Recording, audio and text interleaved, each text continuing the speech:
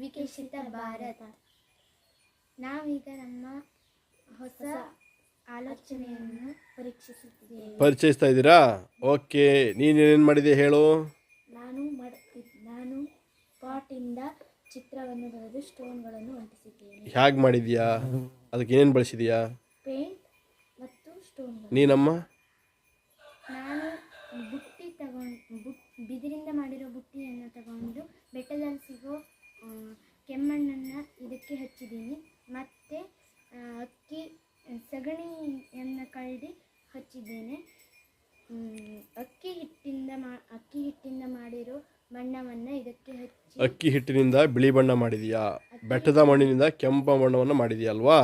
Very good. ಬಿದಿರಿನ ಬುಟ್ಟಿಯನ್ನು ಬಳಸಿದೀಯಾ? ಇದನ್ನು ನಿಮ್ಮೂರಲ್ಲಿ ಯಾತಕ್ಕೋಸ್ಕರ ಬಳಸ್ತಾರೆ? ಹಬ್ಬಕ್ಕೆ. ಮತ್ತು ಯಾವ ಹಬ್ಬಕ್ಕೆ? ಗುಮ್ಮಣಿ ಹಬ್ಬಕ್ಕೆ. Very good. ನೀನು ಈಗ ಶಾಲೆಯಲ್ಲಿ ಇದನ್ನು ಯಾವುದಕ್ಕೆ ಬಳಸ್ತೀಯಾ? ಏನಕ್ಕೋಸ್ಕರ ಶಾಲೆಗೆ ಮಾಡ್ಕೊಂಡು ಬಂದಿದೀಯಾ? ನಾನು ಇದನ್ನು ಶಾಲೆಗೆ